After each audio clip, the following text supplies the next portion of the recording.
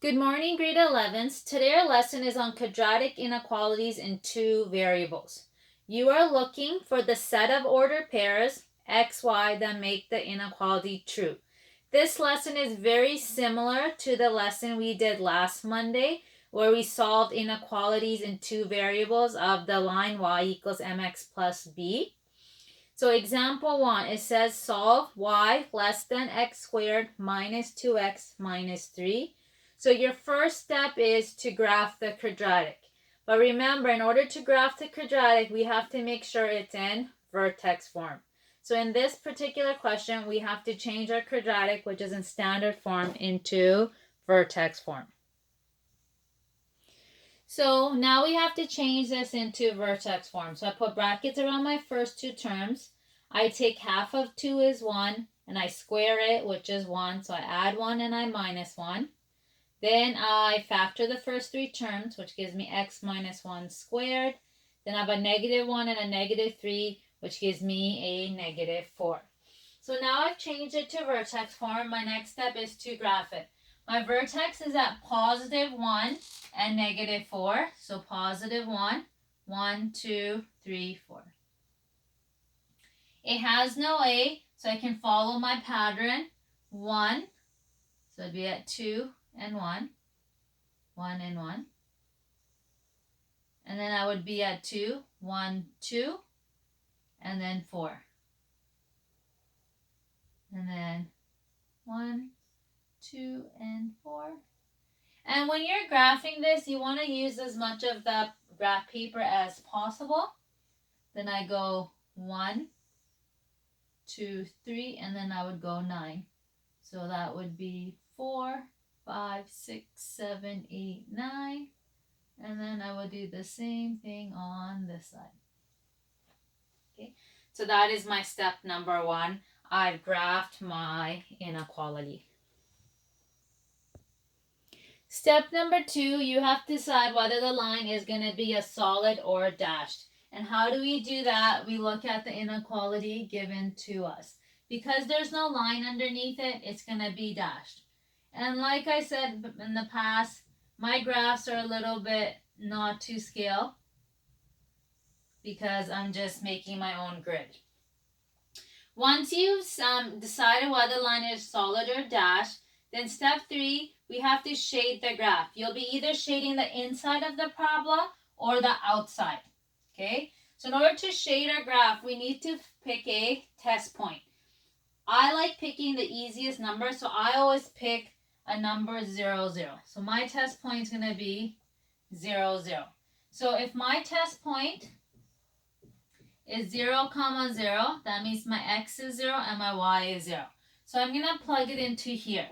So 0 is less than 0 minus 0 minus 3. 0 is less than negative 3. So then I have to ask myself, is this a statement true or is this statement false? Is 0 less than negative 3? That's a false statement. Because it's a false statement, I'm going to shade in the opposite region. I don't shade the inside, I shade the outside.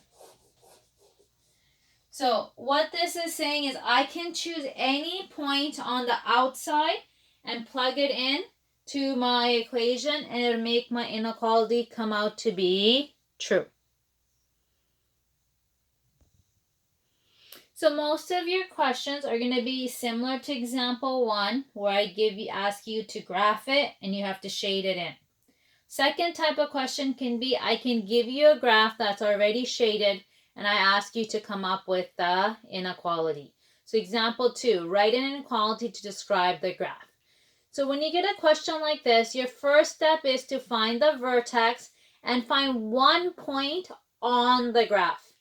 So if I look at this graph, my first step is to find my vertex. So I went to my graph, I found my vertex, which is at negative 4, negative 4, and I found one point on my graph, which I chose negative 2, 0. You can choose any point you want as long as it's on the graph. Once you've done that, you came up with your vertex. So now I know my vertex is negative 4, 4. I know my -4. I know my P. I know my Q. And my other point is -2, 0. I know my X. I know my Y. I have enough information to calculate my A. So step number 2 is to find A.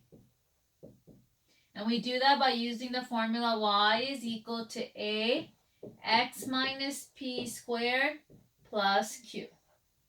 Now I'm going to plug in all the information I know. Y is 0. I don't know a. X is -2. P is -4. And then Q is -4. So 0 is equal to, if I do my math here, -2 minus -4 gives me +2. 2 squared gives me 4. That gives me 4a minus 4. I add 4, I add 4. 4 is equal to 4a. I divide by 4, so a is equal to 1.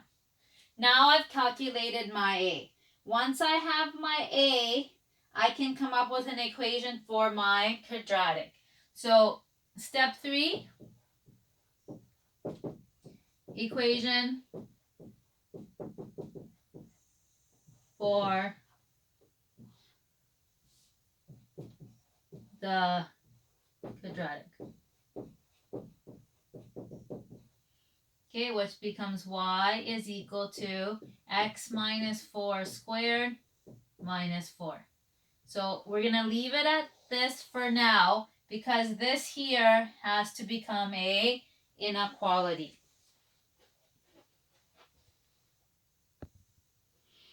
So before I finished last time, I think I wrote x minus 4. It should be x plus 4 because my p is negative.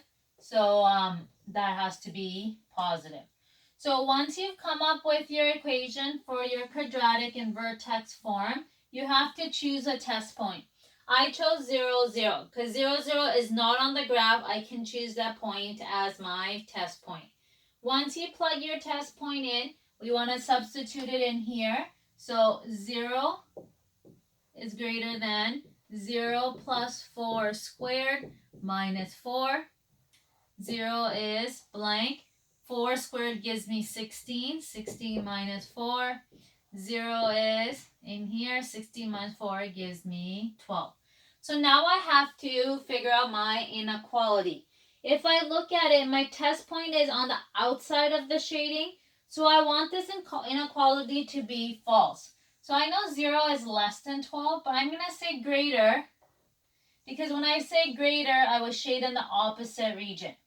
And in this case, my graph is a solid line, so it's also going to have a greater and equal to. So my final answer is going to be y is greater than or equal to x plus 4 squared minus 4. And that is your final answer. Okay, that's the end of this lesson. That's the end of this chapter. On Thursday's lesson, you'll get a chapter 8-9 assignment, which will be due on Friday. Plus, you'll get a trig review to see what you remember from grade 10. I will do a quick little lesson as well. So you'll have 2 things to do for on Thursday. Thursday, you have 1 assignment, which will be due on Friday. And then your lesson will be due on Monday. And our next chapter is trig. So good luck. If you have any questions, please email me or send me a message. And I'll see you on Thursday. Bye.